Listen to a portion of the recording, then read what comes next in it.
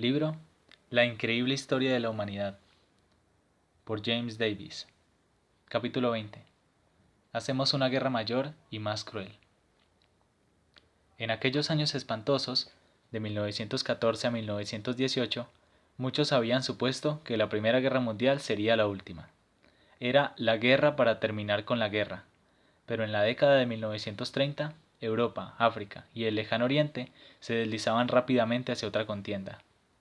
El desdén por la paz y la opinión mundial se extendían como la gasolina en el agua.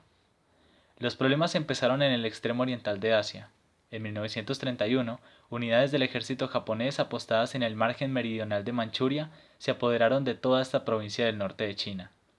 La orden para esta agresión no había llegado de Tokio, sino que las unidades militares actuaron por cuenta propia.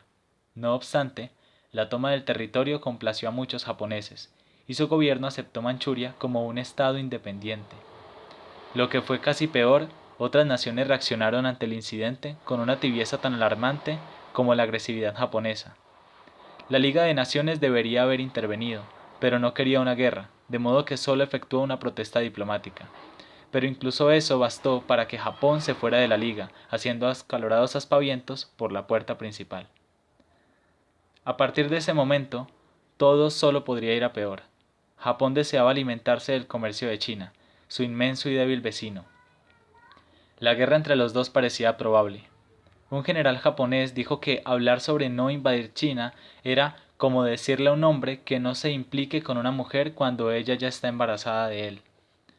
En 1937, Japón invadió China. Como antes, la Liga condenó a Japón y pidió a los japoneses que se reunieran con las demás potencias. Japón, por supuesto, se negó y siguió combatiendo. Uno a uno, tomó los ferrocarriles de China, gran parte de su tierra fértil y las ciudades más grandes. Según dijo un estadista occidental, se comió China como una alcachofa hoja a hoja. En Nankín, los soldados japoneses, siguiendo órdenes, mataron a más de la mitad de la población. Mientras tanto, un país europeo confirmaba la verdad de lo que Japón estaba enseñando, que la Liga no podía preservar la paz. Italia estaba ahora gobernada por un llamativo hombre fuerte, Benito Mussolini, que lucía camisas negras y polainas blancas. Afirmaba que había enterrado en Italia el pútrido cadáver de la libertad, y alardeaba de imponer grandeza a un pueblo que amaba demasiado el arte y la vida y no le gustaba la guerra lo suficiente. Para ser grande, decía, una nación necesita un imperio. En 1935 ordenó que tropas italianas invadieran lo que ahora es Etiopía, en el nordeste de África. Así pues, la Liga se enfrentó a otra prueba, y de nuevo fracasó. Sus miembros votaron simplemente penalizaciones económicas para Italia, e incluso a éstas les faltaba fuerza. Como los japoneses, Mussolini se fue haciendo aspavientos, no, más bien pavoneándose de la Liga. Prosiguió con su guerra utilizando bombas y gas contra un pueblo armado principalmente con lanzas, y cuando ganó, anunció la fundación de otro imperio romano. De todos los horribles augurios del gran desastre que pronto se iba a producir, Hitler fue el peor. Ya en la década de 1920 había dejado sus planes completamente claros. Qué rápido se movió cuando tomó el poder. En 1933 sacó a su país de la Liga de las Naciones. En 1935 sobresaltó a todos anunciando que, a pesar del Tratado de Versalles, Alemania se rearmaría. Gran Bretaña, Francia y hasta Italia protestaron, pero Hitler sabía que podía salirse con la suya. Reclutó un ejército y las mayores fuerzas aéreas del mundo, y firmó acuerdos con Japón e Italia, un trío de forajidos unidos en una alianza conocida como el Eje. Una, dos y hasta tres veces se apoderó de algo. Comenzó con Renania, una provincia alemana que los acuerdos de paz de Versalles habían convertido en una zona desarmada que protegía a Francia de Alemania. En 1936, Hitler envió audazmente tropas, las pocas que tenía todavía, y ocupó dicha provincia. Naturalmente, las principales potencias se indignaron. Francia sola podría haberle detenido con facilidad en ese momento, pero le faltó voluntad. Cuando el Consejo de la Liga de Naciones le pidió explicaciones, Hitler respondió taimadamente que solo quería la paz y que no tenía reivindicaciones territoriales. Esta declaración resultó ser mentira. Hitler deseaba Austria desesperadamente. Por una parte, había nacido allí y, por otra, Austria era de idioma alemán, de modo que su lugar legítimo, decía, estaba en Alemania, la nación de la raza superior. Cuando los austríacos descubrieron que un movimiento clandestino nazi estaba planeando un golpe de estado en su país e intentando anexionarlo a Alemania, el canciller de Austria fue a ver al líder. Lejos de ofrecer excusas, Hitler se encarnó con el hombre y le dijo que firmase una lista de exigencias u ordenaré la entrada en Austria. El canciller firmó, pero de todas formas Hitler envió a sus soldados a la frontera austroalemana. El dirigente austriaco pidió a Gran Bretaña, Francia e Italia que le apoyaran, pero no lo hicieron. Cuando telefonó a Mussolini, que entonces era el lacayo de Hitler, el italiano se negó a ponerse al teléfono. Hitler trasladó sus tropas descaradamente al otro lado de la frontera con Austria. Convocó un plebiscito en el país planeando la unión con Alemania y el 99,75% votó que sí. A otro vecino le llegó pronto el turno de ser invadido por Hitler. La pequeña y democrática Checoslovaquia se encontraba en el mismo corazón de Europa. Ahora, después de que Alemania ocupara Austria, Checoslovaquia occidental quedaba casi rodeada. La población de este pequeño país era en su mayor parte eslava, de habla eslovaca o checa, pero la población germanoparlante vivía en los Sudetes, unas montañas a lo largo de la frontera alemana. Entonces, Hitler comenzó a extender el rumor de que la mayoría eslava aterrorizaba a esta minoría alemana y que los había matado a miles. Pidió que Checoslovaquia cediese los sudestes a Alemania. Esta exigencia produjo una crisis, porque la vida de una nación estaba en juego. En los Sudetes había fortalezas vitales y pasos de montaña. Si eran ocupados, los checos quedarían indefensos en aquella frontera, además de que perder esa tierra sería una gran humillación. Entonces, Hitler endureció sus exigencias. Amenazaba con ocupar no solo los Sudetes, sino toda Checoslovaquia. Francia y Gran Bretaña se enfrentaban a este dilema. ¿Debían ir a la guerra para frenar a Hitler? No querían una confrontación, no por los checos, y desde luego no entonces. Los generales británicos dijeron que enfrentarse a Alemania antes de reforzar las fuerzas aéreas británicas sería como atacar a un tigre antes de cargar el rifle. En un momento de máxima tensión, Hitler, Mussolini y los dirigentes franceses y británicos se reunieron en Múnich. Demostrando lo decente que era, Hitler dijo que muy bien, que solo ocuparía los Sudetes, no toda Checoslovaquia. Felices por haber evitado una guerra, los dirigentes franceses y británicos firmaron el acuerdo de paz, aunque, para salvar la carga, garantizaron el apoyo a lo que quedaba de Checoslovaquia. Cuando regresaron a Francia y a Gran Bretaña, fueron recibidos con vítores. El primer ministro británico, Neville Chamberlain, dijo a una multitud inglesa que había traído paz con honor, paz para nuestra época. Así que Hitler engulló los Sudetes, mientras dos vecinos, Hungría y Polonia, ocupaban trozos del este de Checoslovaquia que él les regaló. Parecía que el resto de la pequeña nación podía estar seguro. No era así. A comienzos de 1939, las tropas alemanas entraron y ocuparon el resto de Checoslovaquia. A pesar de su promesa, Francia y Gran Bretaña se mantuvieron al margen y observaron. Ahora estaba claro que Hitler era una amenaza mortal para los que le rodeaban, pero nadie, ni siquiera él, sabía que la guerra total solo tardaría medio año en llegar. Abro un paréntesis dentro de la lectura. En la siguiente página hay una imagen en la que aparece el mapa de Europa y tiene por título Momentos decisivos de la Segunda Guerra Mundial. Dice: Alemania invade Polonia, 1939. Batalla aérea sobre Gran Bretaña, 1940. Alemania ataca a Rusia, 1941. Japón ataca a Estados Unidos, 1941. Guerra Marítima, Océano Pacífico, 1942. Guerra del Desierto, África, 1942. Rusia repela a los alemanes, 1943. Guerra Marítima, Océano Atlántico, 1943. Los aliados invaden Europa, 1944. Bombas atómicas sobre Japón, 1945. Prosigo con la lectura. A finales de agosto de 1939, Hitler y el dirigente ruso Stalin conmovieron al mundo. A la vista de todos, firmaron un pacto de no agresión. Parecía como si ambos, el líder de la extrema derecha y el de la extrema izquierda, se hubieran convertido de adversarios en amigos. Desde luego, no eran amigos en absoluto, y Hitler seguía planeando arrasar Rusia, su sueño desde hacía tiempo. Pero quería a Stalin neutral de momento, mientras aplastaba a otro vecino, uno que para su desgracia estaba entre estos bárbaros. Stalin, que temía un poco a Hitler, se alegró de haber llegado a un acuerdo.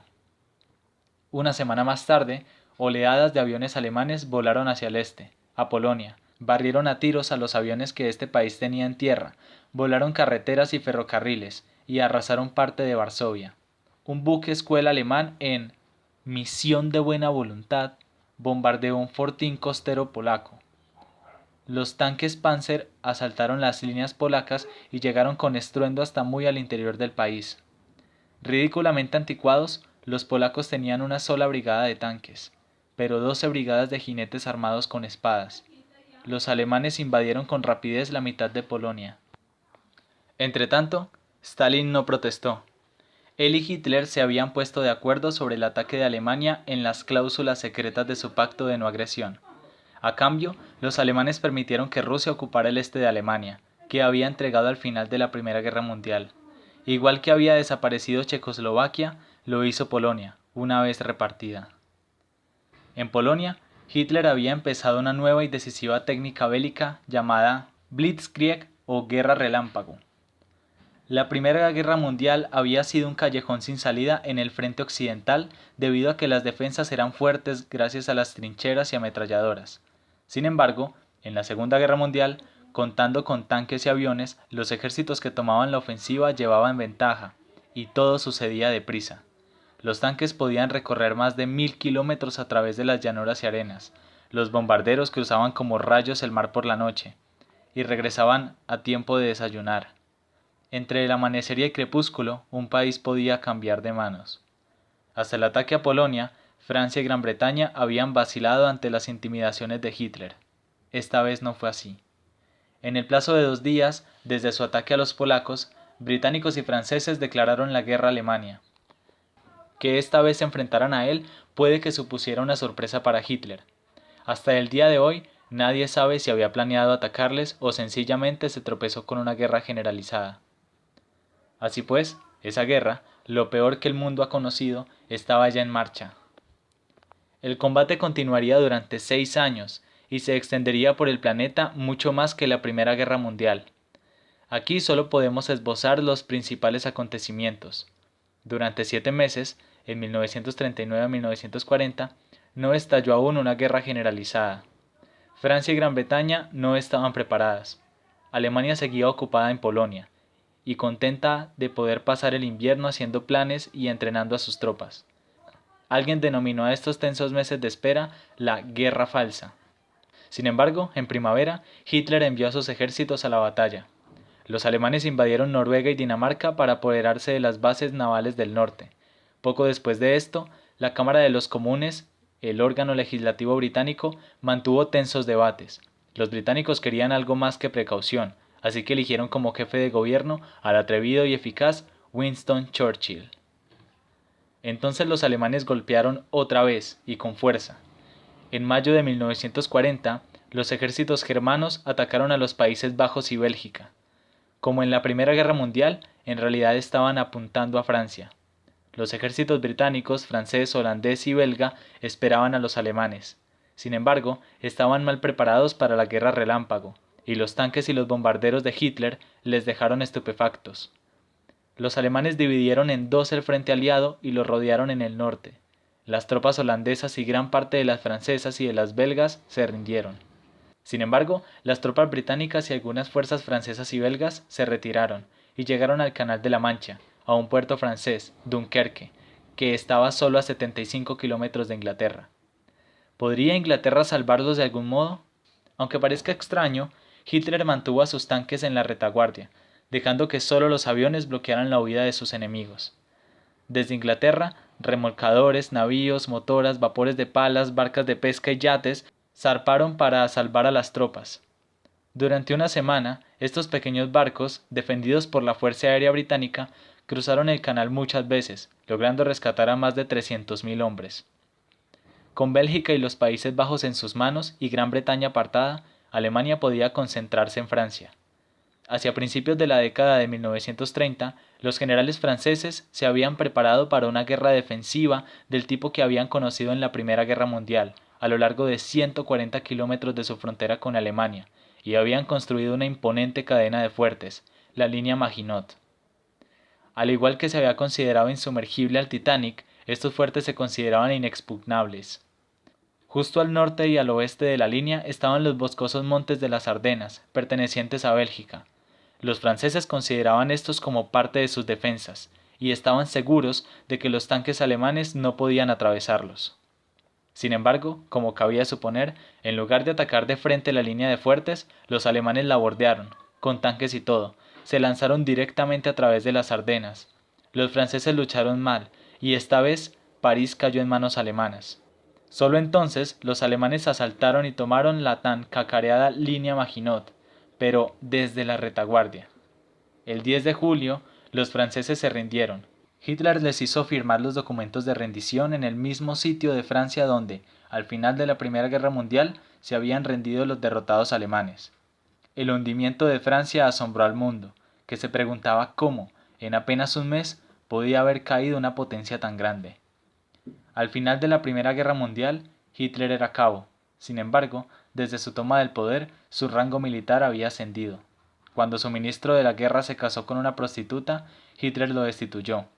También destituyó a su comandante en jefe, afirmando falsamente que era homosexual. Luego se nombró a sí mismo para ocupar su puesto, de modo que, en la Segunda Guerra Mundial, era Hitler quien tomaba las grandes decisiones de los alemanes. Era rápido para destituir o incluso fusilar a un general prudente y, sin dudarlo, hizo jugadas brillantes y cometió errores funestos. Un año después del comienzo de la guerra, Gran Bretaña era su única oposición. Tenía que aplastar a aquella mosca irritante. Solo entonces podría acabar con los judíos, someter a los eslavos y conseguir espacio vital para Alemania. Lo único que separaba a sus tropas de Gran Bretaña era el estrecho canal, pero si tenía que atravesarlo necesitaba el control del aire. El jefe de su fuerza aérea le aseguró que sus aviones podían aniquilar Gran Bretaña en aproximadamente 5 semanas. En agosto de 1940, los aviones alemanes empezaron el ataque aéreo. Alemania tenía casi el doble de aviones, pero los de Gran Bretaña eran mejores. Este país tenía también un nuevo sistema de detección, el radar. Midiendo el tiempo que tardaba una onda de radio en viajar hasta un objeto, rebotar en él y volver de nuevo, el radar hacía posible que los británicos vieran acercarse a los aviones alemanes. La llamada Batalla de Inglaterra duró desde julio hasta octubre de 1940. Varios miles de pilotos ingleses y del Imperio Británico, con una mezcla de polacos, checos, franceses y belgas, plantaron cara con creces a Alemania, pero las bombas alemanas castigaron las ciudades británicas, especialmente Londres, con una crueldad desconocida hasta entonces. Hitler esperaba desanimar a los británicos, pero su moral se mantuvo firme. Un día en que las bombas alemanas sacudieron Londres durante 6 horas, el Times informó de la aparición en un refugio antiaéreo de un somormujo, un pájaro poco común.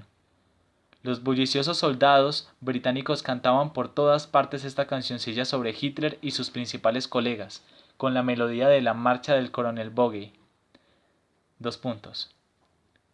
Hitler solo tiene un huevo, Goering 2 muy pequeños, Himmler algo por el estilo. En cuanto a Goebbels, no tiene ninguno. Al final, Hitler consideró que no podía ganar la batalla de Inglaterra y canceló la invasión. Mientras tanto, espías aliados llevaron a cabo una utilísima proeza. Para los mensajes al más alto nivel, los alemanes utilizaban una máquina de códigos que llamaban Enigma. Polacos y británicos se hicieron con una y le hicieron llegar a Inglaterra. Descubrieron cómo funcionaba y aprendieron a leer el código. El descifrado requirió matemáticas de alto nivel y astucia para aprovechar los pequeños errores que cometían los alemanes cuando cifraban las palabras. Sin darse cuenta, los mecanógrafos alemanes ayudaron a los descodificadores al empezar todos los mensajes con Heil Hitler. Para los aliados, conocer los planes alemanes fue algo valiosísimo. El socio de Hitler, Mussolini, resultó un inútil. Solo cuando estuvo seguro de que Alemania había invadido Francia, Mussolini, con la esperanza de aprovechar la ocasión, envió tropas ineptas e innecesarias. Luego invadió Grecia, al otro lado del mar Adriático. Buscando una victoria fácil, solo encontró el desastre.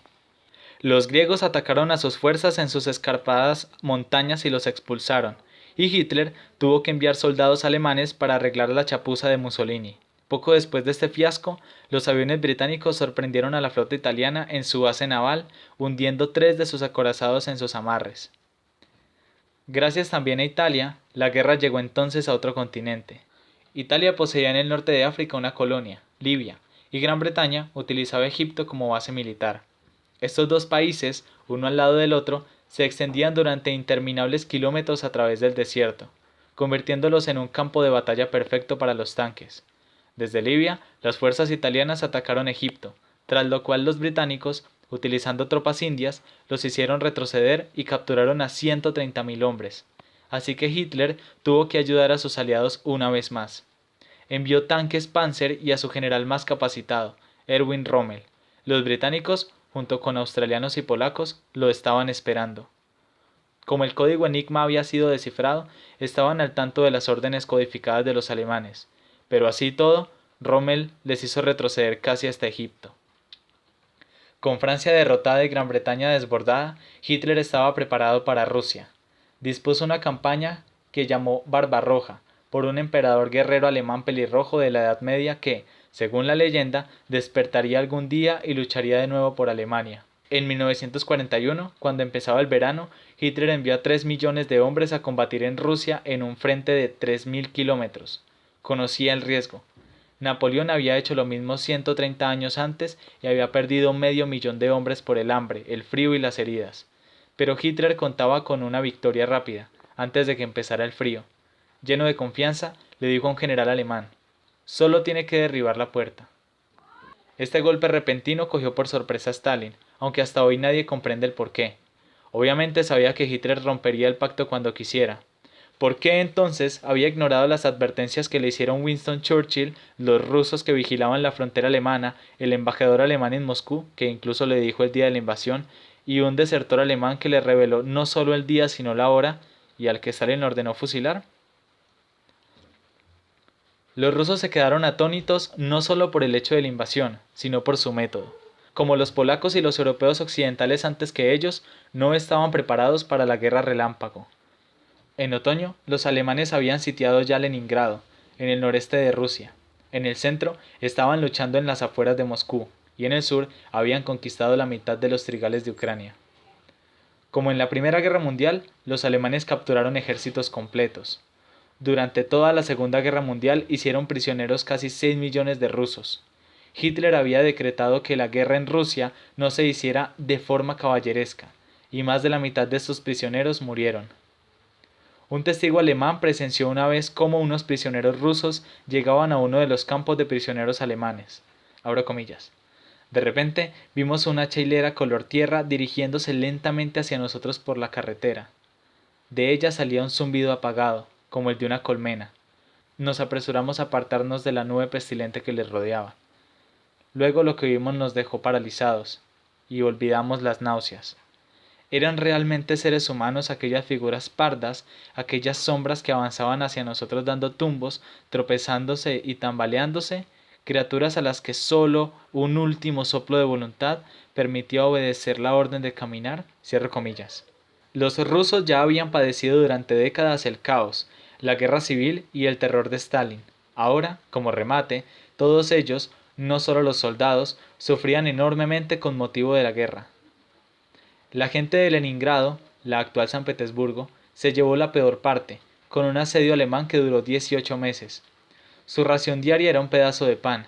Se dice que los primeros en desaparecer fueron los perros y los gatos, luego los cuervos. Agotada y famélica, la gente caía muerta en las calles. Una tarde, en el teatro Pushkin, la gente se llevó a un actor moribundo del escenario. El espectáculo continuó. El hambre, el frío, la enfermedad y los cañones alemanes mataron a 1/3 del millón de habitantes de la ciudad. Veamos una muestra de sacrificio. Dmitri Ivanov era el encargado del arroz en el banco de semillas de Leningrado, donde se conservaban cuidadosamente cereales con genes que el mundo podía necesitar un día. Después de que Ivanov muriera de hambre en su puesto, alguien encontró que había custodiado fielmente varios miles de paquetes de arroz. El especialista en cacahuetes, la mujer encargada de la avena y media docena más perecieron en sus escritorios. En lugar de comer las valiosas semillas, murieron de hambre. En el bando del Eje, los meses del verano y el otoño de 1942 fueron buenos. En Europa central y occidental, los alemanes dominaban ya los mismos territorios que Napoleón había poseído en tiempos. En Rusia había avanzado muy hacia el sur hasta donde podían aprovisionarse del cereal y aceite, y aplazaron la importante ciudad de Stalingrado. Hitler declaró que la tenía firmemente en sus manos, pero ya veremos que estaba equivocado. En el Atlántico Norte, los submarinos alemanes hundían los barcos que transportaban mercancías indispensables desde América del Norte. En África, Rommel, llamado el zorro del desierto, estaba tan seguro de que iba a tomar Egipto que incluso eligió un caballo, un semental blanco nieve, sobre el cual entrar triunfal en el Cairo. En ese momento, la guerra que hasta entonces se había librado en Europa y África se amplió de repente extendiéndose por todo el mundo. La razón fue el insaciable instinto imperial de Japón. Este país ya poseía Corea, gran parte de China y Taiwán, pero en vísperas de la Segunda Guerra Mundial sus líderes querían más. Japón carecía de materias primas y soñaba con construir lo que llamaban una esfera de mayor coprosperidad de Asia Oriental. Si podían ocupar las colonias de Gran Bretaña, Francia y los Países Bajos en Asia, tendrían caucho, metales, carbón y aceite en abundancia. Entre las colonias que querían estaban lo que ahora son Vietnam, Malasia, Singapur, Myanmar o Birmania e Indonesia. El distante y reverdecido emperador del Japón era un biólogo aficionado que se encontraba más a gusto con los peces y los hongos que con los hombres. Fue el primer ministro y general Hideki Tojo quien determinó los acontecimientos. Tojo era amigo de Alemania, el socio del Tratado de Japón, y dirigía un gabinete de oficinales de la marina y del ejército que se decía que olía a pólvora. Para ellos, en 1941, el mundo les presentaba la oportunidad que necesitaban. Las potencias europeas habían sido sometidas o bien estaban luchando por sobrevivir. Sus colonias estaban pidiendo que las cogieran, como pasteles que un cocinero pone a enfriar en la ventana de la cocina. Sin embargo, Estados Unidos obstaculizaba el camino. Estados Unidos poseía las Filipinas, que se encontraban en la ruta marítima desde Japón hasta las colonias europeas que estos deseaban. Estados Unidos estaba seguro de mantener a Japón alejado de las colonias e impedir así que consiguieran petróleo y otros productos que pudieran utilizar en la guerra. Así pues, los japoneses decidieron asestar un golpe a traición. Puede que confiaran en que, si lo hacían, los blandos americanos nunca malgastarían su sangre o su dinero para vengarse. Antes de asestar el golpe, Japón envió fuerzas desde China para ocupar la Indochina francesa, las actuales Camboya, Vietnam y Laos. A causa de este y de otros asuntos, en el otoño de 1941, los japoneses y los diplomáticos americanos mantuvieron conversaciones en Washington. Para entonces, los americanos habían descifrado la versión japonesa del enigma alemán y podían leer los mensajes cifrados de Japón. Sabían que, incluso mientras tenían lugar esas conversaciones, Japón estaba preparando un ataque contra Estados Unidos. Washington advirtió a los comandantes estadounidenses en Hawái y en Filipinas. A primeras horas de la mañana de un domingo de diciembre de 1941, aviones japoneses atacaron Hawái, cogieron por sorpresa a los americanos y hundieron o destruyeron barcos de guerra que, pese a la advertencia hecha desde Washington, estaban anclados en el puerto. La mayor parte de ellos fueron con posterioridad sacados a flote, reparados y enviados a la guerra. Afortunadamente para Estados Unidos, ninguno de sus portaaviones estaba en el puerto. Los pilotos japoneses encontraron los aviones americanos en tierra y los destruyeron con facilidad. Franklin Roosevelt, el presidente de Estados Unidos, denunció este ataque taimado como una infamia, como si los japoneses debieran haberle dicho que estaban planeando atacar. Por supuesto, declararon la guerra a Japón, y también lo hizo Gran Bretaña. Hitler y Mussolini apoyaron su remoto amigo del Eje y declararon la guerra a Estados Unidos, que a su vez les declaró la guerra a ellos. Los líderes alemanes e italianos cometieron aquí un gran error. Es cierto que el pacto del Eje les obligaba a respaldar a Japón, pero en el pasado Hitler nunca se había sentido obligado a mantener su palabra. Si se hubiera quedado al margen, Estados Unidos podía haber lanzado todo su peso en gran medida contra Japón. En su lugar, unió dos guerras casi desconectadas e incitó a Estados Unidos a combatirle. Los japoneses tenían mucho que hacer antes de que los americanos tuvieran tiempo de armarse y devolverles el golpe. Se apoderaron rápidamente de las colonias europeas que querían y de Filipinas. Sopesaron incluso ocupar la India y Australia. Solo unos pocos meses después del ataque sorpresa, Estados Unidos ganó la batalla marítima. Sucedió así. En la primavera de 1942, los americanos descubrieron por los mensajes descifrados que los barcos japoneses estaban cruzando el Pacífico. Su flota incluía 4 portaaviones y cada uno de ellos podía servir de base a 70 aviones. Pero, ¿a dónde exactamente, en un océano que cubre la mitad del mundo, se dirigía esa armada? Las señales cifradas japonesas a las que los americanos tenían acceso llamaban al objetivo AF. Un analista de códigos estadounidenses supuso que AF era la isla de Midway, un solitario antolón en el Pacífico que servía a Estados Unidos como base aérea. Engañó a los japoneses para que confirmaran, en un mensaje cifrado a otro japonés, que estaban en lo cierto. Así, los barcos de guerra americanos, inferiores en número a los japoneses, se apresuraron hacia la isla. Los aviones de ambas flotas entablaron combates sobre muchos cientos de kilómetros de océano. La batalla llegó a su apogeo cuando los bombarderos estadounidenses atacaron a los portaaviones japoneses en el momento en el que sus aviones estaban cargando y repostando.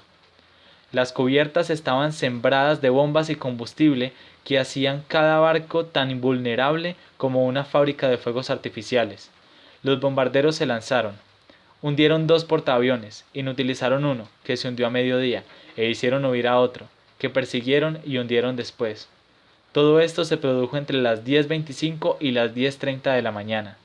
En 5 minutos, los japoneses habían perdido la supremacía en el mar. A finales de 1942 y principios de 1943, los aliados, al este y al oeste, tuvieron algo más que festejar que la batalla de Midway. Las fábricas de Estados Unidos estaban dedicadas casi por completo a la guerra y producían suministros para los aliados, incluida Rusia. Enseguida estaban produciendo un barco al día y un avión cada 5 minutos. Entretanto, en el Atlántico Norte, los aliados empezaron a destruir los submarinos alemanes que acosaban los cargueros que transportaban mercancías a Europa. En África, los británicos lograron mantener a los alemanes fuera de El Cairo, y los americanos se unieron a la lucha. Los aliados aplastaron a alemanes e italianos, apresando a 250.000 hombres. Lo siguiente que hicieron los ejércitos aliados fue invadir Italia y, lentamente, empujaron hacia el norte a un contingente alemán. Sin embargo, la zona crucial de la Segunda Guerra Mundial estaba en las estepas rusas. En aquellas vastas llanuras, las batallas eran las más grandes y el sufrimiento el mayor. Y allí fue donde, como otros conquistadores antes que ellos, las tropas alemanas se encontraron con problemas. Uno de estos fue el General Invierno. Los alemanes no estaban preparados para el frío, o acostumbrados a él. El aceite de motor se convertía primero en pasta y luego en pegamento.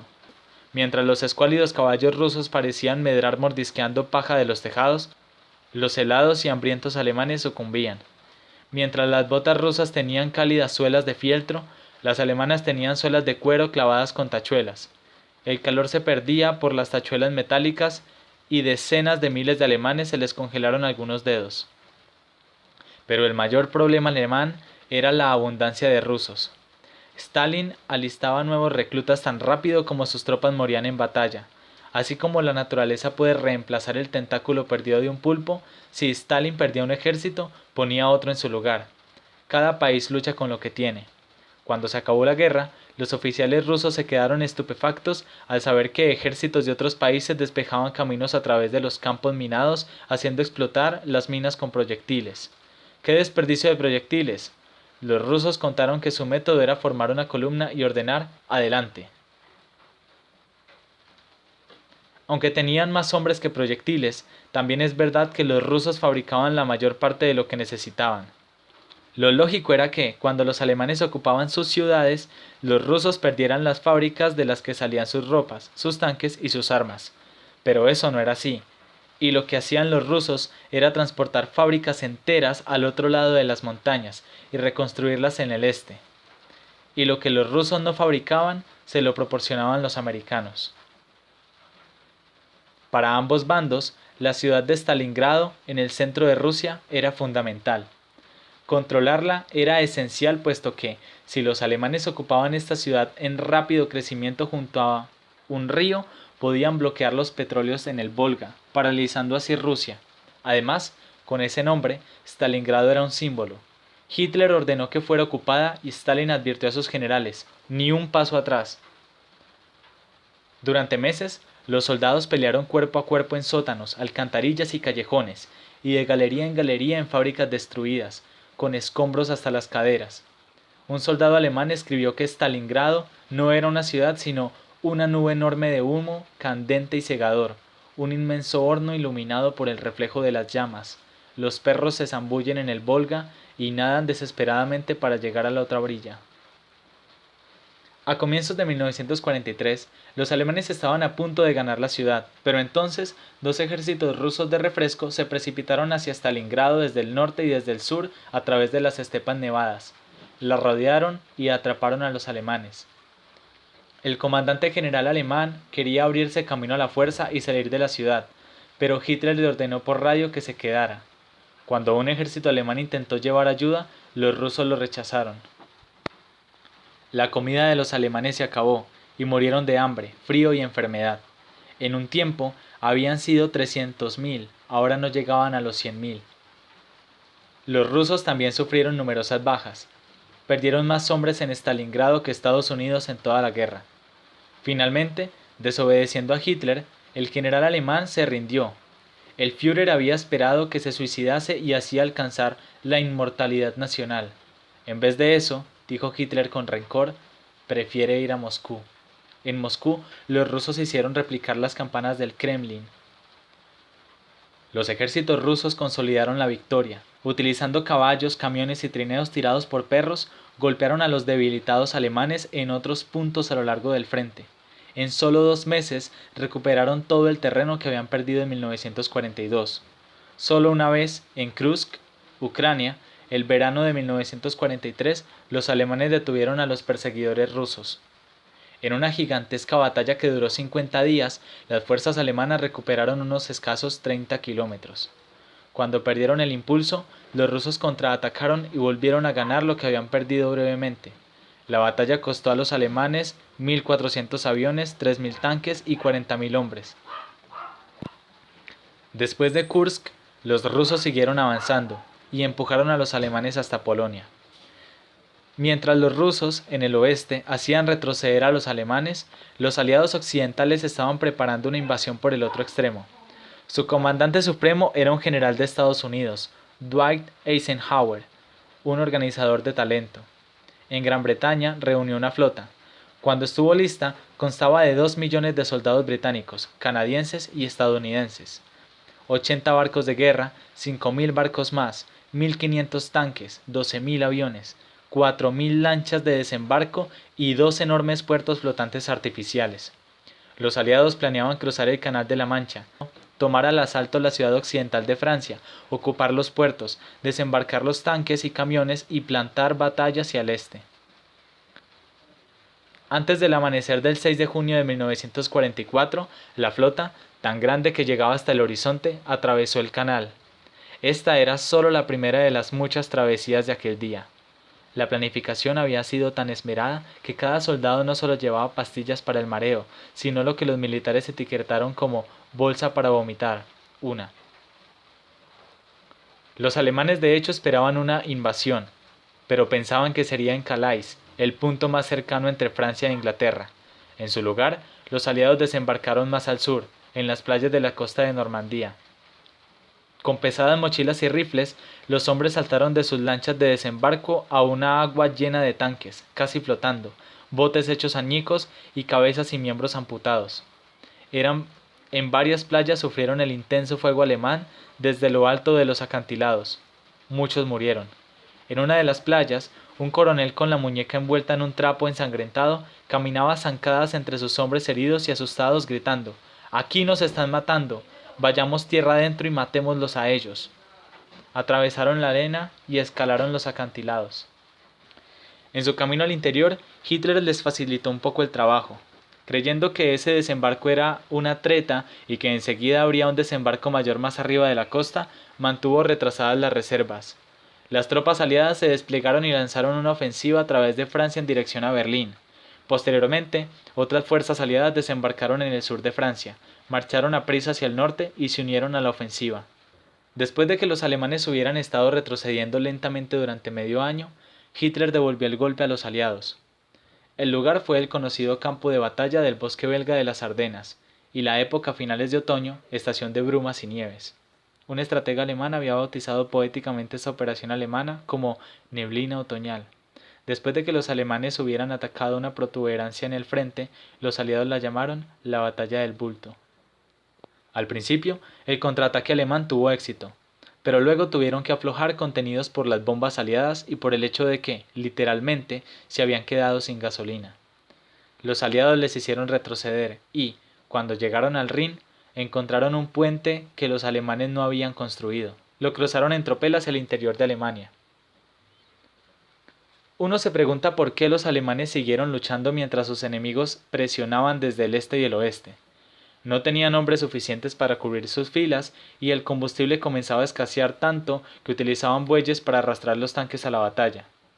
Los jefes nazis no querían retirarse porque sabían que los aliados se negarían a negociar y los castigarían. Pero no solo fue el miedo al castigo lo que hizo que los alemanes siguieran luchando. Para muchos de ellos, la redención era impensable. Debían seguir luchando hasta el final, y después, como en la antigua leyenda germana del crepúsculo de los dioses, perecer entre las llamas.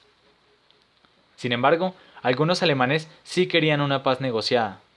Convencidos de que ésta solo se podría conseguir si eliminaban a Hitler, un grupo de oficiales conspiró para matarlo. Uno de ellos fue Klaus Philipp Schenck, conde von Stauffenberg, antiguo comandante de tanques. Las heridas de guerra ya le habían costado el ojo izquierdo, la mano derecha y 2 dedos de la otra mano. Pero Stauffenberg aceptó llevar a cabo la arriesgada tarea. En una reunión celebrada en el cuartel general de Hitler, colocó una bomba de relojería en una cartera junto a la silla del Führer. Pero justo antes de que la bomba explotase, alguien movió la cartera, o quizá fue el propio Hitler. Herido y enfurecido, sobrevivió a la explosión. Mató a Stauffenberg, a otros conjurados y a 5.000 personas más que podían haber conocido el complot. El general Rommel, el zorro del desierto y el héroe de 2 guerras, estaba ligeramente implicado. Los nazis le dieron a elegir suicidio o juicio, y Rommel tomó el veneno. Mientras tanto, los rusos se abrieron camino a través de Polonia y fueron los primeros en llegar a Berlín. Lucharon desde las afueras hasta el centro de la ciudad. Según combatían con los irreductibles alemanes, los proyectiles explotaban, caían los edificios y los prisioneros liberados y los rusos borrachos violaban y saqueaban. En un búnker muy profundo, Hitler continuaba. Intentó motivar a sus devastados ejércitos con discursos radiofónicos y escribió un testamento exigiendo a los nazis que no dejaran de luchar contra comunistas y judíos. Se enteró de que los aliados habían derrotado al ejército alemán en Italia. Los partisanos italianos habían matado a Mussolini y a su amante y los habían colgado boca abajo, como cerdos degollados, en una plaza pública.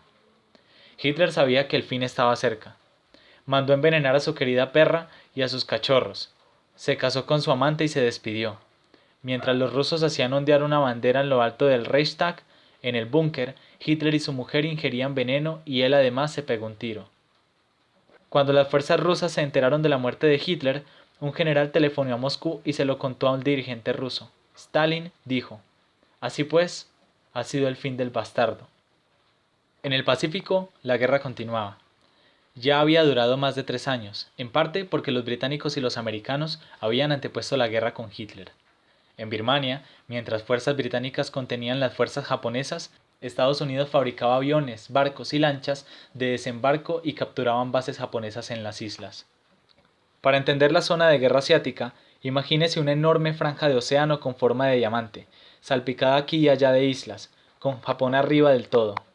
En 1942, Estados Unidos carecía de soldados, barcos y bombarderos de largo alcance, de modo que no podían atacar a Japón directamente.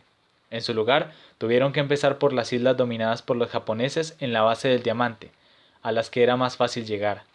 Desde allí, las fuerzas de Estados Unidos tenían que ir luchando hacia arriba, isla por isla.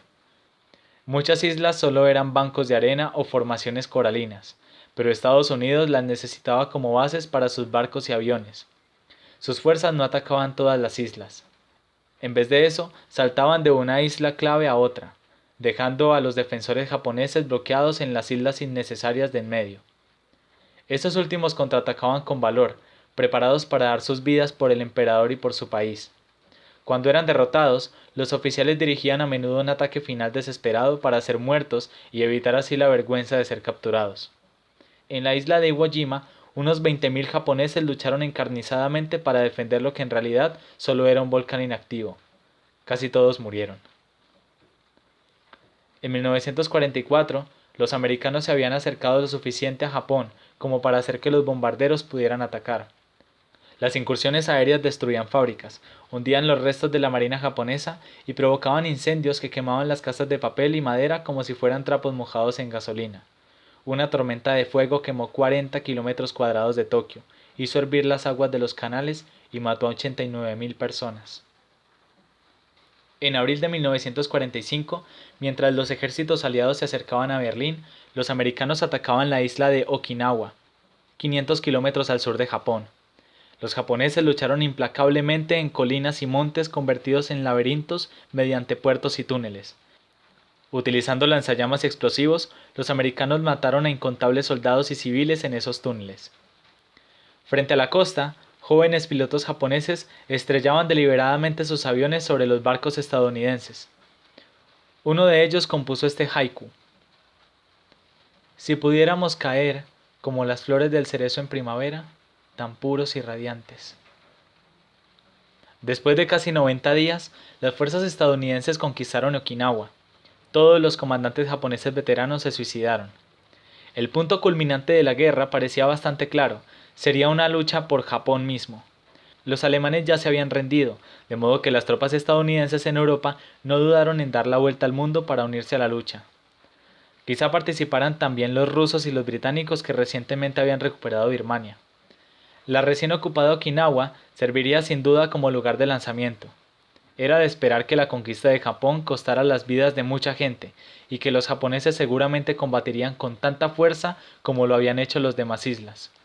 500.000, quizá 1.000.000 de soldados americanos morirían, y muchos más japoneses, tanto soldados como civiles. Afortunadamente, ambos bandos se libraron de este destino. Para aclarar por qué fue así, observaremos lo que ocurrió en otro frente. Mucho antes de la guerra, los físicos se habían dado cuenta de que los átomos eran más complejos de lo que se había creído hasta entonces. El átomo no era, como se había pensado antes, la parte más pequeña de la materia, sino que en su interior había más, mucho más. En su centro hay un núcleo con partículas llamadas protones y neutrones. Generalmente, una fuerza mantiene juntos a los neutrones. Sin embargo, se observó que se podía hacer que los neutrones de un átomo rompieran el núcleo de otro, lo que liberaría una enorme cantidad de la energía que mantiene unido el núcleo. Para ilustrarlo, si se soltara toda la energía contenida en los átomos de un billete de avión, se podría propulsar un aeroplano en varios miles de viajes alrededor de la Tierra. Justo antes del comienzo de la Segunda Guerra Mundial, los científicos estaban investigando sobre esta fuerza. Algunos de ellos tenían la teoría de que si pudiera encontrar un elemento cuyo núcleo atómico se pudiera dividir y desprendiera más neutrones de los que absorbía, se podría producir una reacción en cadena. Pensaban que los átomos de uranio, un metal radioactivo, podían hacerlo. La descarga de electrones de los núcleos de uranio divididos podía utilizarse para romper en pedazos otros núcleos, liberando así todavía más neutrones que dividirían aún más los núcleos, etc. La energía liberada sería inmensa, incomparable a nada conocido en la Tierra, y se la podría transformar en energía eléctrica barata, lo cual sería una gran ayuda para la humanidad. Por otra parte, si esa energía se podía liberar en un instante preciso, se obtendría una bomba tan potente que podría acabar con una ciudad.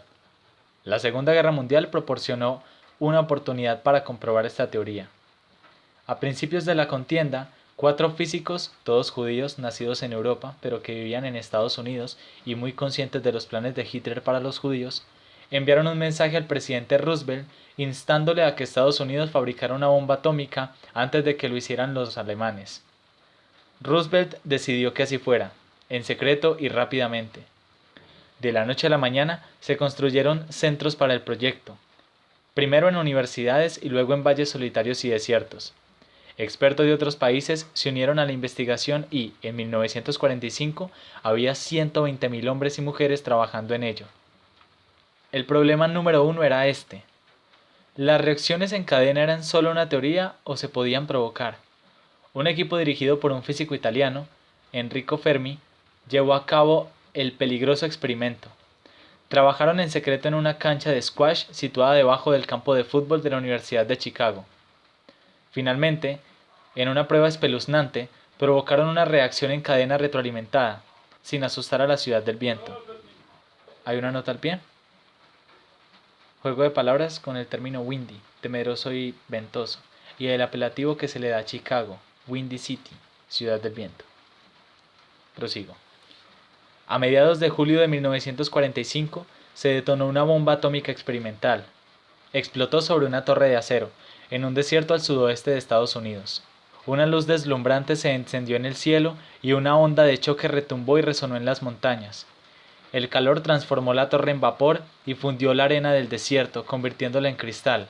Surgió una bola de fuego y luego se alzó una gigantesca nube azulada. A 30 kilómetros, el director de la investigación, Robert Oppenheimer, lo observó todo con unas gafas de soldador. El espectáculo le recordó las palabras de las escrituras hindúes. Ahora me he convertido en la muerte, destructora de mundos. Aquí la historia cambia de la ciencia a su aplicación. Roosevelt había muerto a principios de la primavera, y Harry Truman era ahora el presidente. A él le correspondía tomar la decisión de usar o no la bomba atómica. Sabía que si lo hacía, muchos japoneses inocentes morirían. Sin embargo, está claro por lo que dijo después, también pensaba que los japoneses abandonarían la guerra si eran testigos de lo que la bomba podía hacer. Usándola para forzar la rendición más que para invadir, podría salvar las vidas de muchos americanos y de un número mayor de japoneses. Truman tenía otra razón para utilizar la bomba, el simple hecho de que la poseía. Detrás había $2.000 millones y 3 años de trabajo. ¿Se podía permitir desperdiciar todo esto? Cuando ordenó que se lanzara aquella cosa espantosa sobre Japón, no tenía muy clara su decisión. A principios de agosto de 1945, los pilotos subieron una bomba atómica a bordo de una superfortaleza B-29. Los técnicos lo llamaron Little Boy, pero parecía un gran cubo de basura con aletas. El piloto voló con el avión 2.400 kilómetros hasta el sur de Japón, y allí lanzó la bomba sobre Hiroshima, un puerto marítimo y cuartel general del ejército. Arrasó 6,5 kilómetros del centro de la ciudad y mató o dejó agonizantes a 80.000 personas. Para una maestra y sus alumnos de las fuerzas de la ciudad, el desastre ocurrió así. La maestra gritó, ¡Oh! Es un B, queriendo decir un B9, y todos los niños miraron hacia arriba. Vieron un destello brillante y sintieron una oleada de calor espantoso. Entonces, cuenta uno de los alumnos, una oscuridad de brea llega, y, de la profundidad de la penumbra, llamas brillantes se alzan crepitando y se extienden al momento. Las caras de mis amigos están quemados y con ampollas, su ropa está hecha jirones. ¿Con qué podría comparar su aspecto tembloroso mientras andaban tambaleándose? Nuestra maestra mantiene a sus alumnos cerca de ella, como una gallina clueca protegiendo a sus polluelos, y como polluelos paralizados por el terror, los alumnos metían la cabeza debajo de sus brazos. Otra maestra escaló una colina cercana. Abro comillas. Vi que Hiroshima había desaparecido, escribió posteriormente. Yo estaba espantada. Por supuesto vi muchas escenas aterradoras después de aquello, pero aquella experiencia, mirar hacia abajo y ver que no quedaba nada de Hiroshima, fue tan impresionante que no puedo explicar lo que sentí. Hiroshima no existía. Eso fue fundamentalmente lo que vi. Hiroshima, sencillamente, no existía. Cierro comillas. Estados Unidos exigió a Japón que dejase de combatir o que esperara una lluvia de perdición desde el aire. Al no responder Japón, Estados Unidos lanzó otra bomba. Esta vez fue sobre el puerto de Nagasaki. Esta bomba, bautizada como Fat Man, era más potente que Little Boy. Las colinas de Nagasaki limitaron la onda expansiva y en el momento murió menos gente que Hiroshima. Pero en los años siguientes, las heridas y las enfermedades a causa de la radiación mataron a muchos más. Desde el lanzamiento de esas bombas, la gente se ha preguntado si fue correcto utilizarlas. Esta no es una cuestión histórica, pero tiene que ver con algunas cuestiones históricas. Algunos contrarios al lanzamiento dicen que Japón estaba dispuesto a hacer la paz, que no eran necesarias las bombas para convencerlo. Pero los mensajes internos de las autoridades japonesas enviados en aquel momento demuestran que los japoneses no habían decidido todavía abandonar la guerra. Algunos otros dicen que Estados Unidos debería haber lanzado la primera bomba en una isla desierta, para demostrar la espantosa potencia del arma. Pero, ¿y si esa demostración lejana no hubiera impresionado lo bastante a los japoneses? Entonces, ¿qué? ¿Bombardear una ciudad y luego otra? Aquello no se podía hacer, porque Estados Unidos solo tenía Little Boy y Fat Man. No había más bombas. Algunos dicen que el uso de las bombas atómicas fue racista, que Estados Unidos nunca las hubiera lanzado sobre hombres blancos. De hecho, Estados Unidos las tenía destinadas para los blancos alemanes de Hitler, pero Alemania se rindió antes de que las bombas estuvieran listas. Los japoneses sufrieron el castigo destinado a Hitler. Los defensores de la utilización de la bomba están de acuerdo con Truman en que, al ahorrar una invasión a ambos bandos, las bombas salvaron muchas más vidas de las que destruyeron. Destacan también que las bombas ordinarias se cobraron en otros lugares más vidas que las bombas atómicas en Hiroshima y Nagasaki. Las incursiones aéreas aliadas, en conjunto, mataron en Alemania entre 300.000 y 650.000 personas. Los pilotos de ambos bandos descubrieron en la guerra que, con suerte, un bombardeo podía producir una gigantesca tormenta de fuego. Cuando esto sucedía, ardía todo lo que podía arder en una ciudad. Los seres humanos morían por falta de aire, luego se secaban hasta convertirse en pequeños fardos negros. Como hemos visto anteriormente, una tormenta de fuego de estas mató a 89.000 personas en Tokio. Estos son más de los que murieron en Hiroshima. Tras Nagasaki, Japón se rindió instantáneamente. El emperador dio por radio la noticia a sus súbditos, que nunca habían oído su voz. Les dijo que Japón soportaría lo insoportable y sufriría lo insufrible. Los japoneses se rindieron en el acorazado americano Missouri, que estaba anclado en la bahía de Tokio. La guerra había acabado en todas partes. Entre los presentes en la firma de la rendición estaba el secretario del ministro japonés de Exteriores. Con posterioridad escribió un informe al emperador. Decía que, mientras estaba a bordo del acorazado, observó muchos pequeños soles nacientes, símbolo de la bandera de Japón, pintados en un mamparo. Representaban aviones, barcos y submarinos que los acorazados americanos habían hundido. Intentó contar los soles, escribía, pero se me hizo un nudo en la garganta, y las lágrimas se agolparon de repente en mis ojos, inundándolos. No pude soportar la visión. Los héroes de las historias no escritas, esos jóvenes que desafiaron la muerte con alegría y valor, eran como las flores del cerezo. Eran emblemas de nuestro carácter nacional, que se abren rápidamente con una tumultuosa belleza y caen igual de rápido. Solo después de la guerra, el mundo entero conoció el acto más repugnante de los nazis, aparte de la contienda misma. Cuando los soldados aliados que lucharon desde el este y el oeste en dirección a Berlín rompieron el alambre de espino de los campos nazis, se encontraron con ello. Hitler había predicado durante mucho tiempo el odio a los subhumanos, refiriéndose a los miserables esclavos negros, mitad monos y, por encima de todo, a los satánicos judíos. Tan pronto como consiguieron el poder, los nazis persiguieron a los judíos alemanes y, ya en vísperas de la guerra, en 1938, comenzaron a asesinarlos aquí y allá. Pero la Segunda Guerra Mundial dio a los nazis carta blanca, no solo en Alemania, sino en todos los territorios que conquistaron. Había llegado el momento de lo que Hitler llamó la solución final a la cuestión judía. Los líderes nazis ordenaron a sus subordinados que mataran a todos los judíos de Europa. Decían que si permitían sobrevivir a unos pocos, un día se vengarían. Al llevar a cabo esta matanza, los nazis encontraron que el problema más grave era logístico. Alemania contenía solo 500.000 de judíos, pero en toda Europa ascendía a 11 millones. Con mucho, el mayor número vivía en las tierras polacas y rusas que los alemanes ocuparon en 1941 y 1942.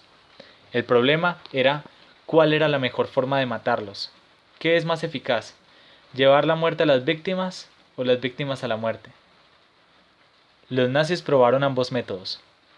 Al principio, enviaban sus escuadrones de la muerte a las ciudades donde residían los judíos. Los trasladaban a los campos cercanos y acababan con ellos a tiros. También enviaban camiones móviles especiales de ejecución. Los soldados apiñaban hasta 60 víctimas en un camión y los asfixiaban con el humo del tubo de escape. A comienzos de la guerra, un inspector satisfecho afirmaba que 3 de estos camiones habían procesado a 97.000 sin ninguna prueba de defectos mecánicos. Pero con el tiempo, los nazis pensaron que lo mejor era llevar a las víctimas a la muerte. Reunían a los judíos, los hacinaban en vagones de mercancías, los enviaban a guetos de tránsito, los alojaban entre la mugre, les hacían trabajar hasta la extenuación, los mataban de hambre y dejaban que se congelaran.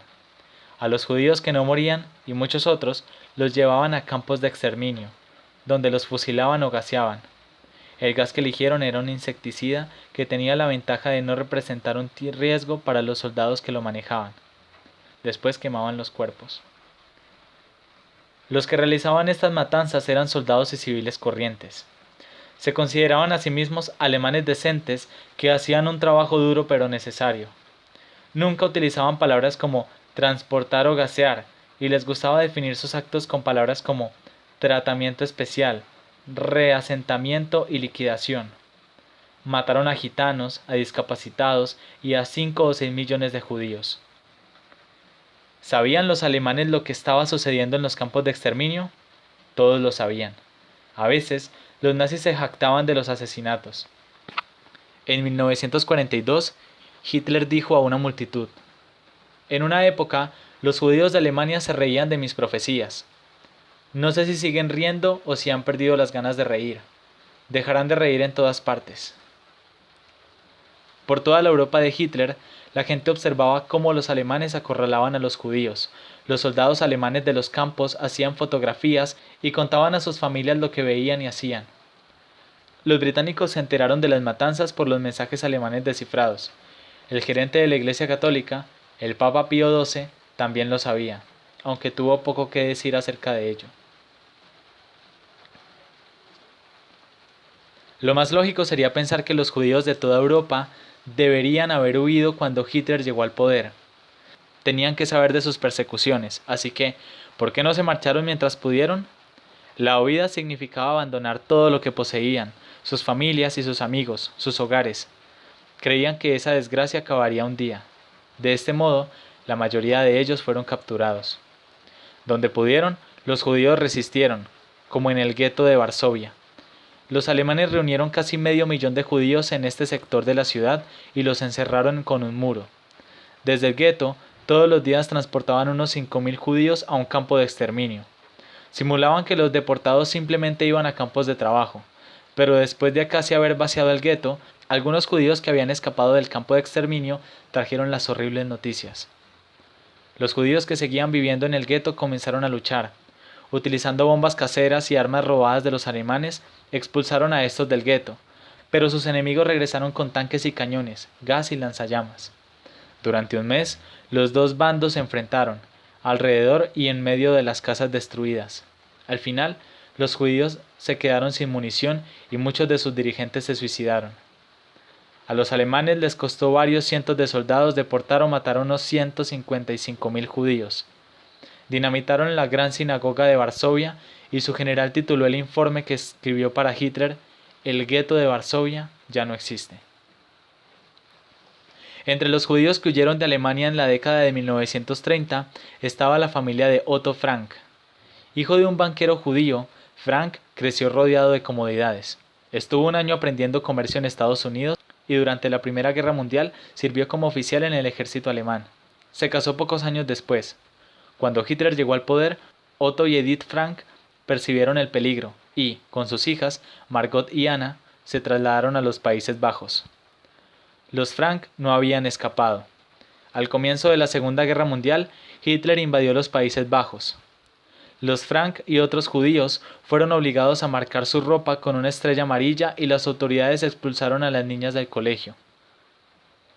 Cuando los nazis comenzaron a transportar judíos de Holanda a los campos de exterminio, los Frank y otros pocos judíos se escondieron en el desván de una casa que Otto había utilizado en sus negocios.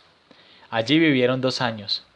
Arriesgando sus vidas, amigos no judíos les llevaban la comida que podían encontrar, básicamente lechuga y patatas podridas.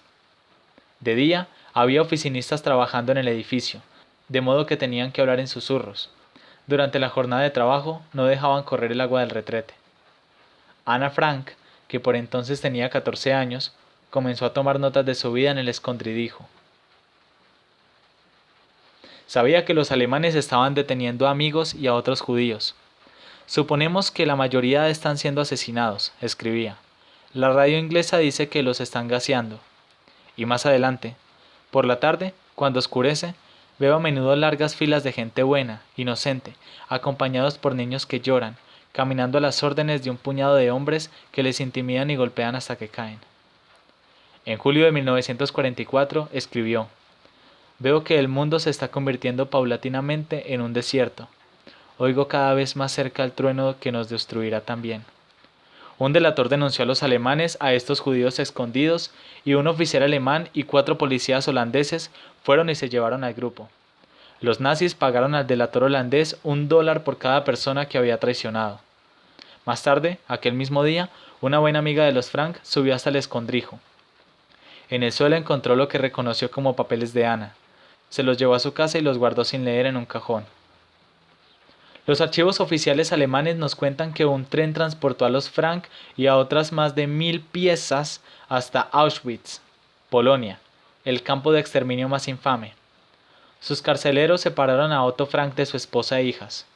Como encontraron a los Frank lo bastante fuertes como para trabajar, les perdonaron la cámara de gas. Edith murió pasados algunos meses, de hambre y agotamiento. Otto sobreviviría al campo y, posteriormente, supervisó la publicación del diario de Ana. A finales de 1944, los rusos se estaban acercando a Auschwitz, de modo que los alemanes del campo empezaron a ocultar las pruebas de la masacre. Enviaron a 4000 mujeres, entre ellas a Margot, que ya tenía 17 años, y Ana de 15, al oeste de Alemania, a los embarrados y áridos terrenos del campo de Bergen-Belsen. Allí, durante los meses de invierno, se acostaban sobre paja empapada, en tiendas atestadas rodeadas de zanjas que servían de letrinas. Durante una tormenta, el viento rompió su tienda. El tifus, transmitido por los piojos, arrasó el campo, matando a 55.000 hombres y mujeres. Poco después, Margot, infestada de piojos, murió y cayó al suelo desde la tabla sobre la que dormía. Ana, con el corazón destrozado, convertida en un esqueleto desnudo vestido con harapos, murió poco después. Sus carceleros probablemente echaron sus cuerpos en las inmensas fosas de cadáveres encontradas por soldados británicos cuando entraron en Bergen-Belsen un mes después.